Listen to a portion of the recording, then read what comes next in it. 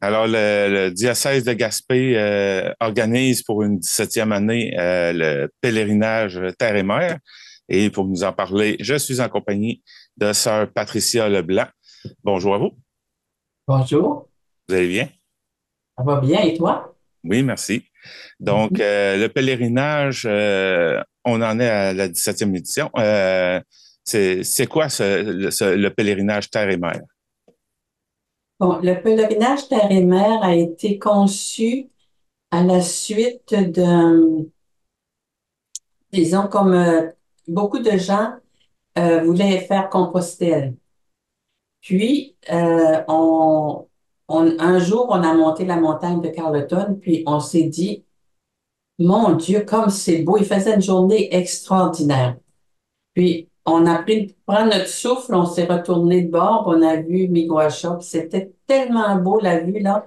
Puis là, on a dit, ben, comment est-ce que nous autres, on a tout ce qu'il faut pour faire un pèlerinage, puis on a les sentiers, on a les plages, on a tu sais, la nature, on a les montagnes, la mer. Puis là, ça commençait à mijoter dans notre tête. Puis après ça, on s'est décidé de se former en équipe. On a formé une équipe, puis on a réfléchi sur la façon dont on va le faire. Puis on voulait faire le tour de la Gaspésie dans une seule fois, mais tu sais, on était trop ambitieux. On a réalisé que on pouvait pas faire plus qu'un secteur, puis on se donnait 7 jours pour le faire. Puis ça a commencé comme ça. Puis depuis 17 ans, normalement, ça ferait 19 ans, mais à cause de 2 fois, on a dû l'annuler. On était toutes prêts, mais on a dû l'annuler à cause du COVID. Mais là, cette année, on entreprend la 17e année. Et puis, on est connu beaucoup. Ça se parle de bouche à oreille, puis ça se parle par des petits montages comme tu fais. Ensuite, on fait de la publicité par l'Internet.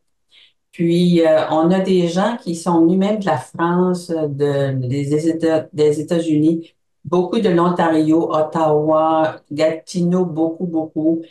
Ensuite, Nouveau-Brunswick, puis dans tout l'environnement de Québec, beaucoup de gens, puis un peu de Gaspésiens.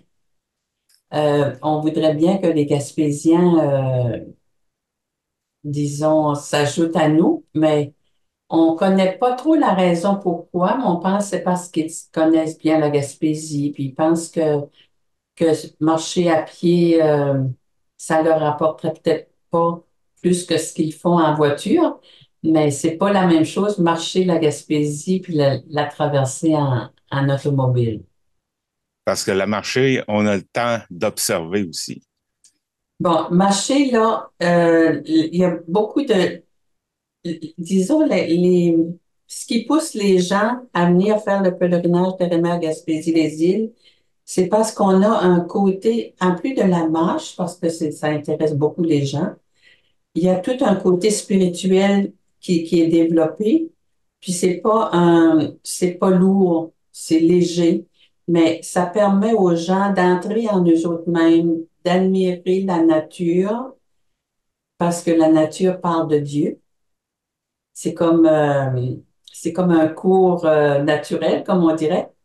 Puis les aiment beaucoup, beaucoup euh, marcher dans la Gaspésie parce que la Gaspésie est un lieu privilégié parce qu'il paraît que j'ai entendu que la Gaspésie, c'est le plus beau coin du pays au monde au troisième rang par rapport au kilomètre carré. Ça fait que, quoi demander de plus, hein? Alors, les gens viennent ils ont différentes raisons. Il y en a qui viennent pour marcher, mais en cours de route, ils marchent en dedans aussi. On les voit aller là, pendant la semaine. Ils sortent pas comme ils sont rentrés. Puis ensuite, il y en a qui viennent marcher parce ils ont une maladie, ils veulent avoir une guérison, ils veulent prier pour Ils veulent prier pour un membre de la famille ou un ami qui est malade. Ils viennent réfléchir parce que parfois ils vivent des difficultés. Ça peut être un divorce pour différentes raisons. Puis, pendant le pèlerinage, on a mis sur pied on a fait construire un petit phare. Puis, à chaque place où on passe, on installe le petit phare avec des papiers et des crayons. Les gens viennent écrire leur intention de prière. Ils lancent ça dans le petit phare. Puis, chaque matin, on demande aux gens, les pèlerins, ils font ça bénévolement, qui veut porter le petit phare? Ah, il y a beaucoup de mains qui se lèvent. Il y a beaucoup de bénévoles qui aiment faire ça parce que ça a un sens particulier pour eux autres de porter les intentions des autres. Puis, en même temps, on ramasse les intentions des gens le long de la route, puis les gens qui viennent à la messe l'après-midi. On commence toujours par un petit, le matin, on fait, disons, la préparation des pèlerins pour la sécurité, donner les informations pour la journée.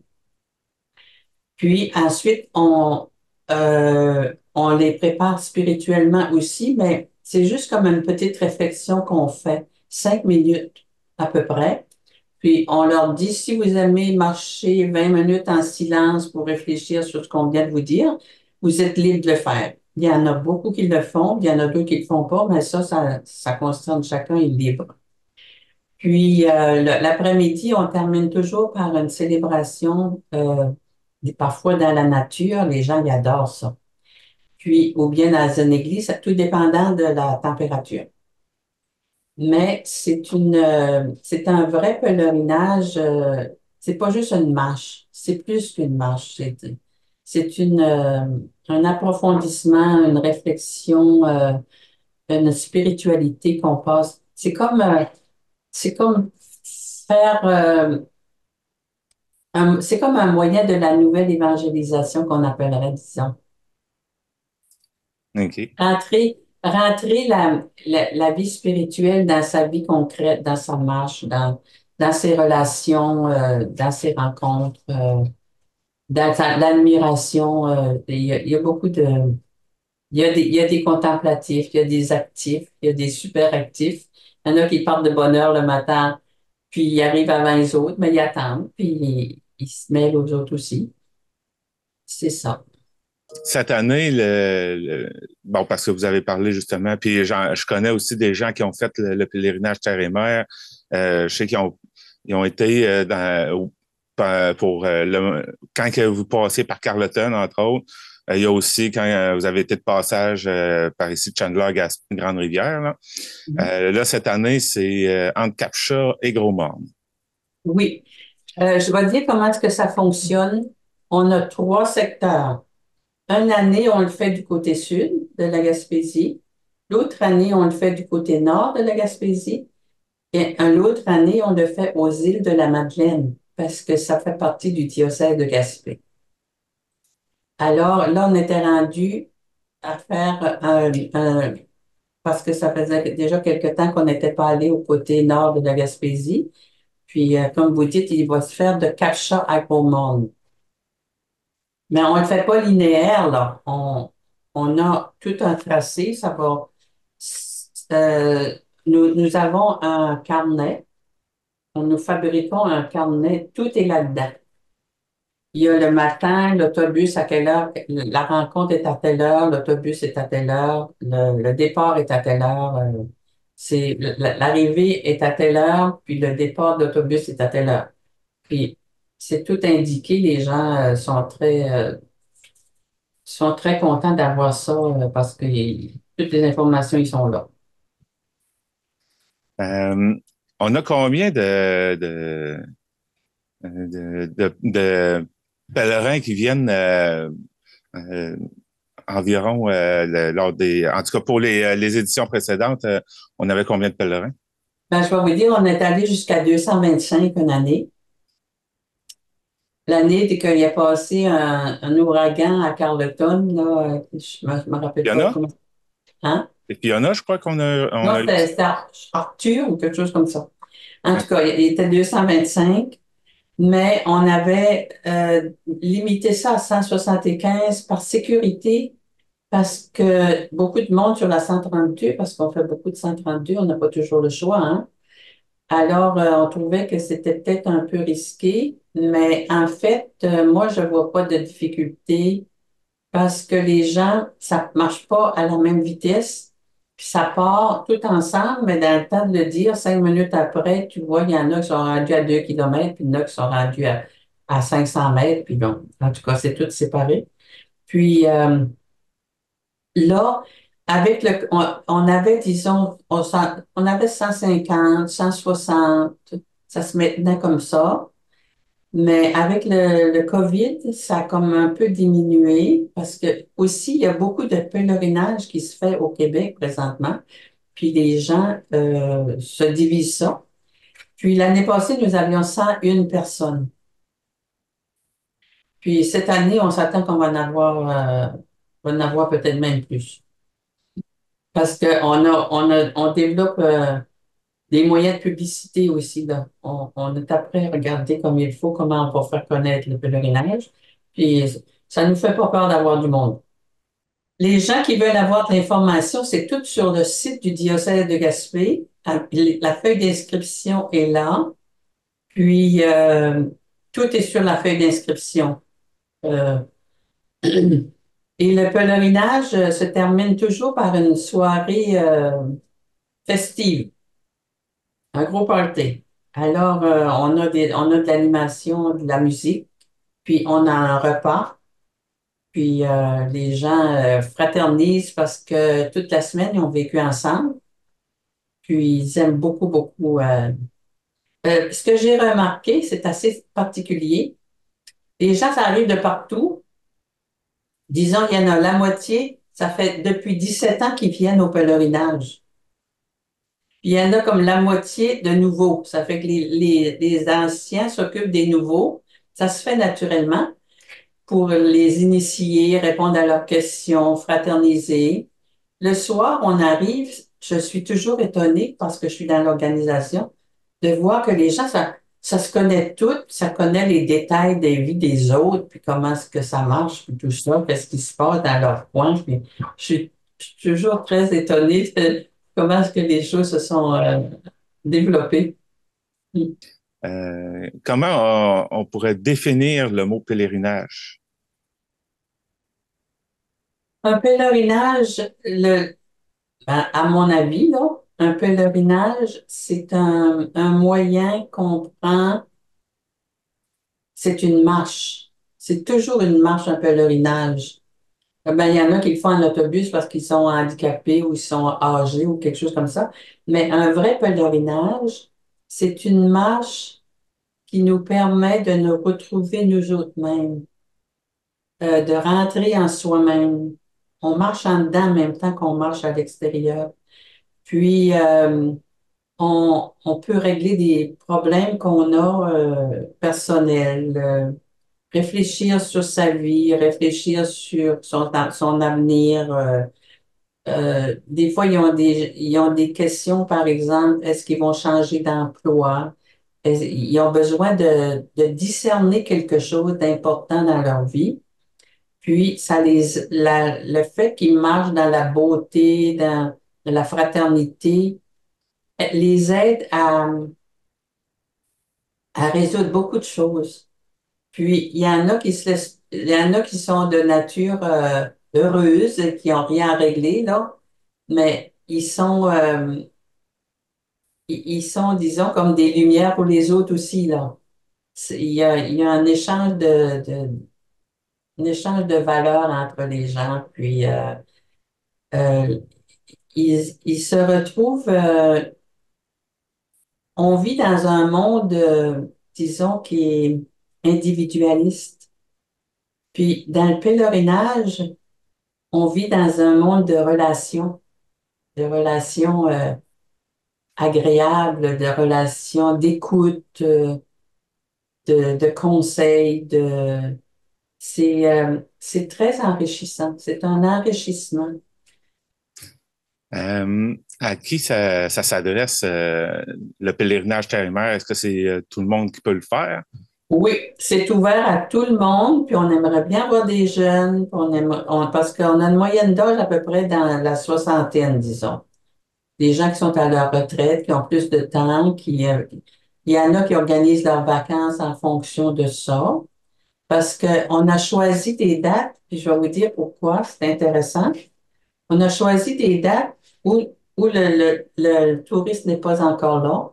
La chaleur n'est pas non plus vraiment là parce que ça marcher des longues distances parfois. Euh, c'est un peu difficile.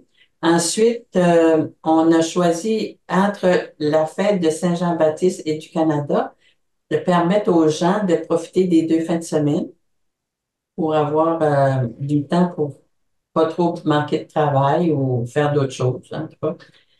Puis, ça marche très bien, ça. On a décidé que c'était vraiment bien pensé, ça, ce bout-là, là. Mm.